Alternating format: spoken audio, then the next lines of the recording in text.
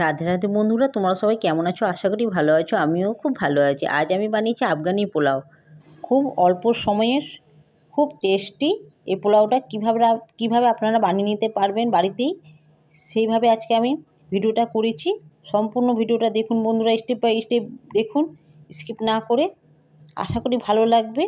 ভালো লাগলে বন্ধুরা অবশ্যই লাইক করবেন, শেয়ার করবেন, সাবস্ক্রাইব করতে ভুলবেন না চ্যানেলটি। সময় যেন কম লাগে তাই জন্য এভাবে আমি করেছি। এটা আমি দুইভাবে করা যায়। আমি আজকের ভাত করে পোলাওটি করেছি, এটা ভাত না করেও আর করা যায়। দেখুন ভিডিওটা।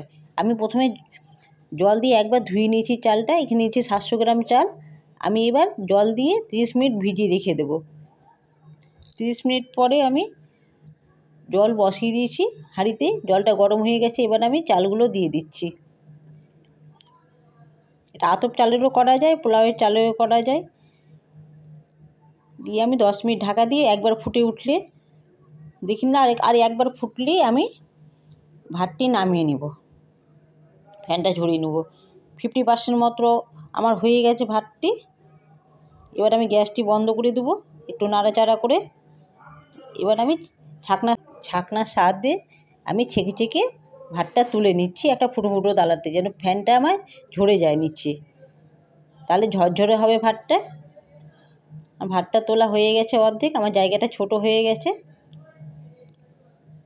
আমি অর্ধেক ভাত আরেকটি পাত্রে তুলে নিব।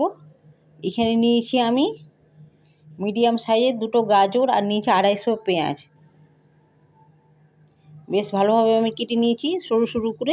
গোটা জিরে 1 চামচ, 2টো তেজপাতা আর কিশমিশ ফোড়নের জন্য। চামচ 2টো তেজপাতা আর নিয়েছি কিশমিশ। প্রথমে 1 চামচ কড়াইয়ে ঘি দিয়ে দিয়েছি।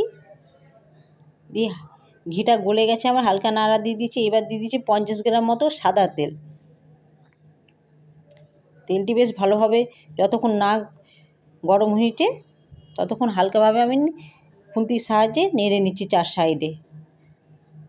কড়াইয়ের পুরোটা লাগালে খুব ভালো হয়। এবার দিচ্ছি গোটা জিরে 1 চামচ। এবার দিচ্ছি 2টো তেজপাতা, আর দিচ্ছি গোটা গরম মশলা। দারচিনিটা আমি ভেঙে টুকরো টুকরো করে দিয়ে দিচ্ছি। খুব বড় সাইজের আমার দারচিনিটা ছিল। এবার ফোড়নটা আমি হালকাভাবে ভেজে নেব। এবার প্রথমে ভেজে নিচ্ছি গাজরটা আমি 10 মিনিট মতো ভেজে নেব। হালকা ভাজা হলেই এরপরে আমি দিয়ে দেবো পেঁয়াজ, কুচনো পেঁয়াজ দিয়ে আমি হালকা ব্রাউন কালার হলে আমি এরপরে দিয়ে দেবো 1 চামচ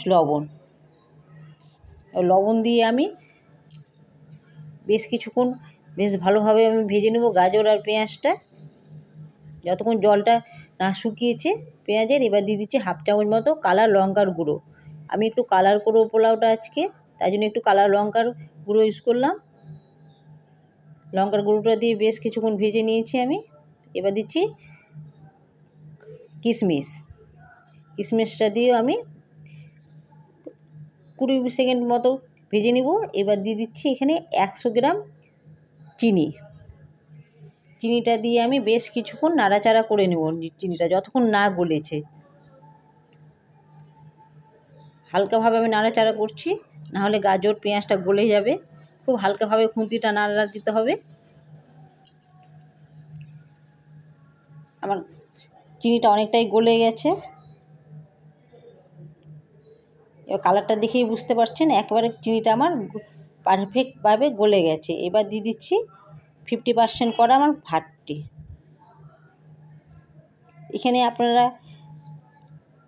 ধুয়ে চালটাও দিয়ে আপনারা করতে পারেন, পরিমাণ মতো জল দিয়েও করা যায়। আর খুব আমি বলেছি অল্প সময়ে, তাই জন্য আমি ভাতটা 50% মতো করেই দেখাচ্ছি, একটু সময়টা কম লাগে আর ঝরঝরে যেন হয়। আমি অর্ধেক ভাত দিয়েছি, আরও অর্ধেক ভাত নাড়াচাড়া করে আমি দিয়ে দিচ্ছি। একবারে দিলে নাড়তে খুব একটু অসুবিধা হবে। প্রত্যেকটা ভাতের গায়ে যেন লবণ চিনি ভালোভাবে লেগে যায়। এবার আমি ঢাকা দিয়ে 10 মিনিট হালকা জালে বসিয়ে রাখবো। 10 মিনিট পরে আমি ঢাকনাটা তুলে নিয়েছি। আমার ভাতটা বেশ ভালোভাবে সেদ্ধ হয়ে গেছে, পোলাওটি আমার হয়ে গেছে। এবার আমি তুলে নিচ্ছি। আমার পোলাওটা হয়ে গেছে। এখানে আমি ভাজছি মাছের ডিম আর চিকেন কষা। পোলাওয়ের সাথে খাবারের জন্য আজকে আমি, যেহেতু ষষ্ঠী স্পেশালিস্ট এটি রান্না,